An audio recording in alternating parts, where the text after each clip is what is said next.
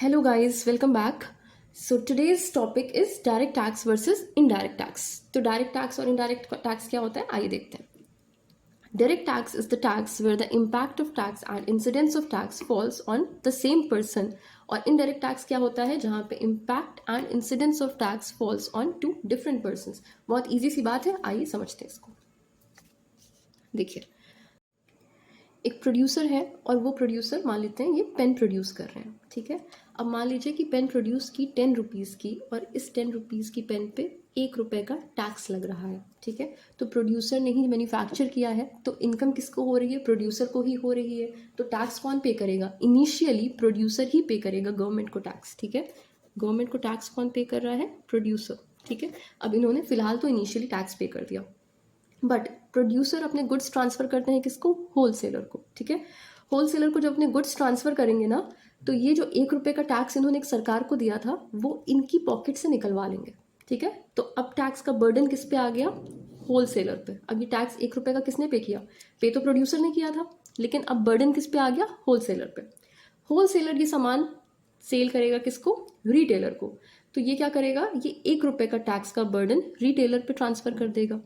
तो अब ये टैक्स बर्डन किसके पास हो गया, रिटेलर के पास. प्रोड्यूसर ने गवर्नमेंट को पे किया, प्रोड्यूसर ने होलसेलर से उसके पैसे निकलवा लिए 1 रुपये, होलसेलर ने रिटेलर को सामान बेचा और फिर 1 रुपये का टैक्स इनकी पॉकेट से चला गया. अब क्या होगा, रिटेलर फाइनली हमें या फाइनल कंज्यूमर्स को जब प्रोडक्ट बेचेंगे तो वो क्या करेंगे, 10 रुपये की पेन पे जो 1 रुपये का टैक्स लगा था वो हमसे निकलवा लेंगे. ठीक है, तो इनिशियल टैक्स किसने पे किया, प्रोड्यूसर ने. और फाइनल बर्डन किस पे आया, बर्डन तो मेरी पॉकेट पे आया है. अगर मुझे फाइनल में मुझे पे करना है तो ये क्या हुआ, इसको बोलते हैं शिफ्टिंग ऑफ बर्डन. प्रोड्यूसर ने अपना टैक्स बर्डन होलसेलर पे शिफ्ट किया, होलसेलर ने रिटेलर पे और रिटेलर ने हम पे या कस्टमर पे शिफ्ट कर दिया. ठीक है, तो इसको बोलते हैं शिफ्टिंग ऑफ बर्डन. अब इनिशियल टैक्स पे किया था प्रोड्यूसर ने जिसे हम कहते हैं इम्पैक्ट ऑफ टैक्स. ठीक है, इसी को हम कहते हैं क्या, इम्पैक्ट ऑफ टैक्स. और फाइनल बर्डन जिस पे आता है ना, जैसे कि कस्टमर पे, इसको हम बोलते हैं इंसिडेंस ऑफ टैक्स. इसको क्या बोलते हैं, इंसिडेंस ऑफ टैक्स. जिसने गवर्नमेंट को टैक्स पे किया initially, that is impact of tax, और जिस पे फाइनल बर्डन आया है उसको बोलते हैं इंसिडेंस ऑफ टैक्स. अब ये तो प्रोड्यूसर पे आया था और इंसिडेंस कस्टमर पे आया है, मतलब ये दो अलग अलग लोग हैं. ठीक है, आइए आगे बात करते हैं. इनडायरेक्ट टैक्स देख लेते हैं. इसमें क्या लिखा है, the impact and incidence of tax falls on different persons. Impact किसी और पे पड़ता है, इंसिडेंस किसी और पे पड़ता है. जैसे कि अभी हमने एग्जाम्पल में देखा, और यहाँ पे मैंने एग्जाम्पल क्या दिया है, जीएसटी. हम जीएसटी पे करते हैं ना, तो अगर कोई भी प्रोडक्ट हम खरीदते हैं, मूवी देखने जाते हैं, रेस्टोरेंट में जा रहे हैं, कोई ऑनलाइन शॉपिंग भी कर रहे हैं, बेसिकली कहीं भी पैसे खर्च करते हैं तो जीएसटी भी पे करना पड़ता है साथ में. लेकिन क्या हम डायरेक्टली गवर्नमेंट को पैसे दे रहे हैं, वो नहीं. हमने तो रिटेलर को दिया, रिटेलर ने होलसेलर को दिया होगा, होलसेलर ने प्रोड्यूसर को दिया होगा या एजेंट को दिया होगा. तो क्या हो रहा है, पूरी शिफ्टिंग ऑफ बर्डन चल रही है. ठीक है, इसको बोलते हैं इनडायरेक्ट टैक्स, जिसमें इम्पैक्ट और इंसिडेंस दो अलग अलग लोगों पे फॉल करे. On the contrary, indirect tax में क्या होता है, इम्पैक्ट ऑफ टैक्स और इंसिडेंस ऑफ टैक्स एक ही पर्सन पे होता है. जैसे कि हमारा इनकम टैक्स, अगर आपने कोई भी इनकम अर्न की है ना कहीं से भी, 5 हेड्स ऑफ इनकम होते हैं बताए थे मैंने, उनमें से कहीं भी आपने अगर कोई इनकम अर्न की है तो उस पे टैक्स आपको ही देना है. इनिशियल बर्डन भी आप पे है और आप ये बर्डन किसी पे शिफ्ट नहीं कर सकते. हम जो इनकम टैक्स पे करते हैं वो शिफ्ट नहीं कर सकते किसी पे कि अच्छा तुम पे कर देना, कोई नहीं पे करता हमारा इनकम टैक्स. ठीक है, तो शिफ्टिंग ऑफ बर्डन किस में होती है, इनडायरेक्ट टैक्स में होती है. डायरेक्ट टैक्स में शिफ्टिंग ऑफ बर्डन जैसा कुछ नहीं होता. Coming to the difference between direct tax and indirect tax. पहला पॉइंट क्या है हमारा, direct tax is always progressive and indirect tax is regressive. Progressive का मतलब क्या होता है, जब आपका टैक्स आपकी इनकम के साथ इंक्रीज करता है. आपकी इनकम इंक्रीज हुई तो आपका टैक्स भी इंक्रीज हो गया. अगर हम अज्यूम कर लें कि 10 लाख की इनकम पे मुझे 10,000 का टैक्स देना पड़ रहा है, तो जब मेरी इनकम अगर 20 लाख है तो मुझे ज़्यादा टैक्स देना पड़ेगा. 50 लाख की इनकम है तो मेरा टैक्स और बढ़ जाएगा, क्योंकि स्लैब के रेट पे होता है. ठीक है, तो जितनी ज़्यादा इनकम बढ़ती रहती है उतना ज़्यादा टैक्स भी बढ़ता रहता है. ये बात होगी प्रोग्रेसिव टैक्स की. रिग्रेसिव टैक्स क्या होता है कि मेरी इनकम बढ़ने के साथ मेरा टैक्स नहीं बढ़ता.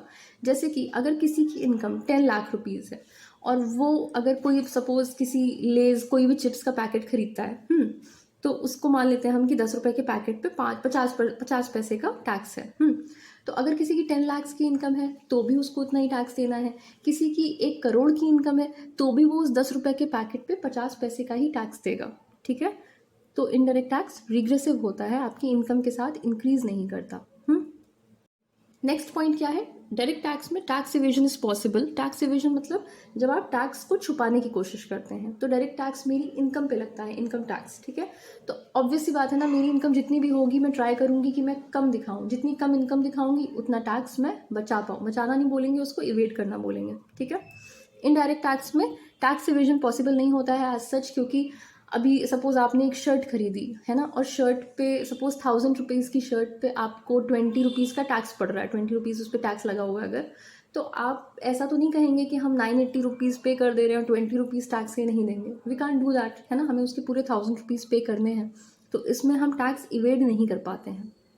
नेक्स्ट है हमारा, डायरेक्ट टैक्स को हम शिफ्ट नहीं कर सकते हैं, इनडायरेक्ट टैक्स को शिफ्ट कर सकते हैं दूसरों पे। ये बात अभी हम जस्ट पीछे पढ़ के आए हैं कि इनडायरेक्ट टैक्स में क्या पढ़ा था हमने, प्रोड्यूसर से होलसेलर, होलसेलर से रिटेलर, रिटेलर से कंज्यूमर पे टैक्स का बर्डन शिफ्ट होता रहता है। बट डायरेक्ट टैक्स में मेरी इनकम है, इवेंचुअली टैक्स का बर्डन भी मुझ पे आएगा, basically impact and incidence on the same person, जो अभी जस्ट पढ़ा था। लास्ट पॉइंट क्या कह रहा है, direct tax can help reduce inflation. जब भी इन्फ्लेशन की सिचुएशन होती है ना, तो गवर्नमेंट डायरेक्ट टैक्स के रेट बढ़ा सकती है। डायरेक्ट टैक्स के रेट्स बढ़ाने से क्या होंगे, लोगों को टैक्स ज़्यादा पे करना पड़ेगा, तो लोगों के हाथ में परचेजिंग पावर कम हो जाएगी, which will eventually help in reducing inflation, ठीक है। Whereas on the other hand, indirect tax में आप ऐसा नहीं कर सकते, और इनफैक्ट उसकी वजह से इन्फ्लेशन इंक्रीज ही होगा, क्योंकि अगर किसी भी प्रोडक्ट पे आप टैक्स वाला पार्ट ऐड कर देंगे तो उस प्रोडक्ट की कॉस्ट इंक्रीज ही होगी।